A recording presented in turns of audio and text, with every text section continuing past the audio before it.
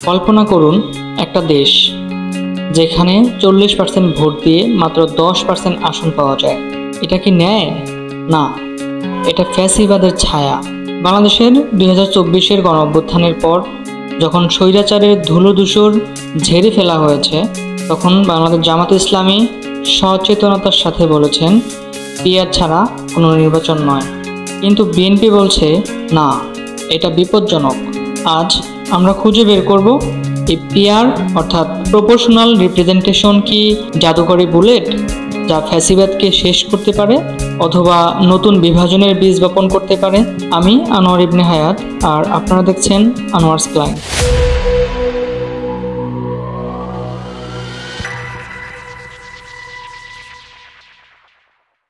প্রথমে জেনে নেওয়া যাক পিআর আসলে কি। পিআর এর পূর্ণরূপ হলো প্রপোর্শনাল রিপ্রেজেন্টেশন অর্থাৎ অনুপাতিক প্রতিনিধিত্ব। এটা এমন একটা নির্বাচনী ব্যবস্থা যেখানে কোনো দল যত ভোট পাবে তত আসন পাবে, প্রায় সরাসরি অনুপাতে। কল্পনা করুন আপনার 30% ভোট থাকলে 30% আসন। বর্তমান বাংলাদেশে চলছে ফার্স্ট পাস্ট দ্য পোস্ট অর্থাৎ FPTP সিস্টেম।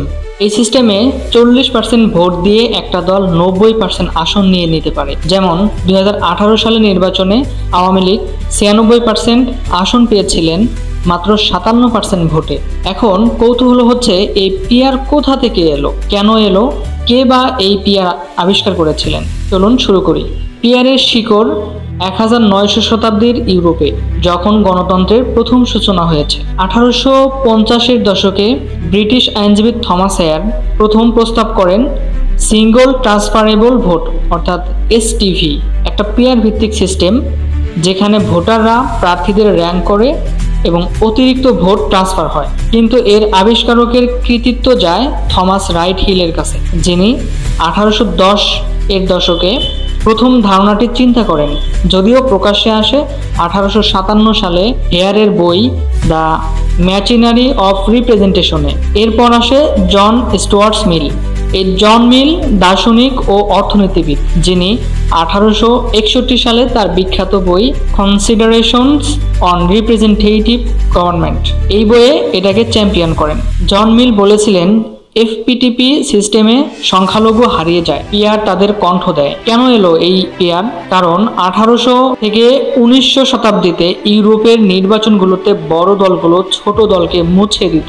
যেমন বেলজিয়ামে 1870-এর দশকে লিবারেলরা 80% আসন নিত কম ভোটে। ফলে 1882 সালে বেলজিয়ান গণিতবিদ Victor D হন্ট party list PR তৈরি করেন, যেখানে দলের লিস্ট থেকে অনুপাতিক আসন বন্টন হয়।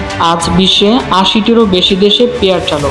জার্মানি, নেদারল্যান্ডস, সুইডেন, যেখানে কোনো দল একা 50% আসন পায় না, কোয়ালিশন সরকার হয়, যা স্থিতিশীলতাও আনে।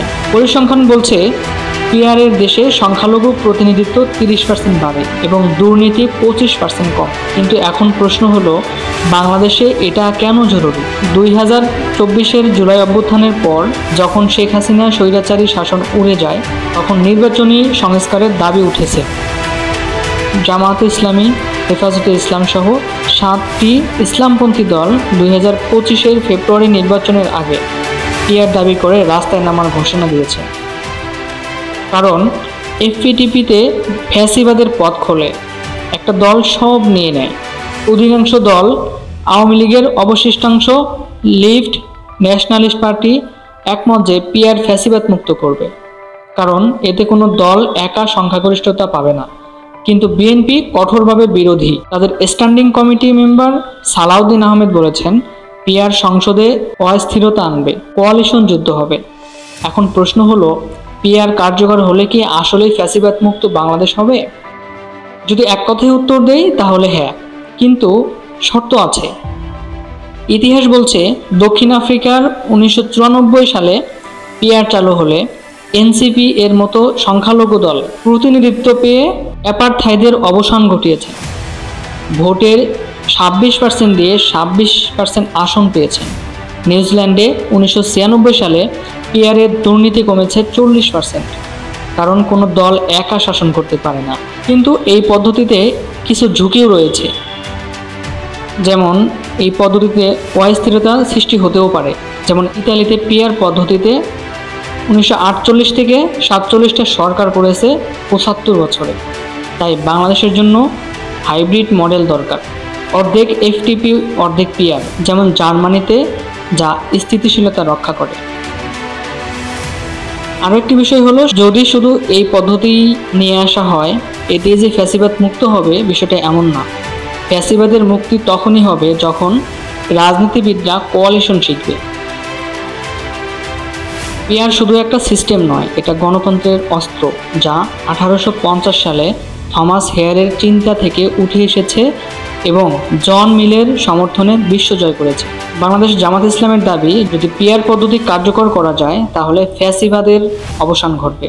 কিন্তু বিএনপি এতে রাজি নয়। বিএনপির যুক্তি, দেশে অস্থিরতা সৃষ্টি হবে। কিন্তু পরিসংখ্যান বলছে এতে প্রতিনিধিত্ব বাড়বে 30%, দুর্নীতি কমবে 25%।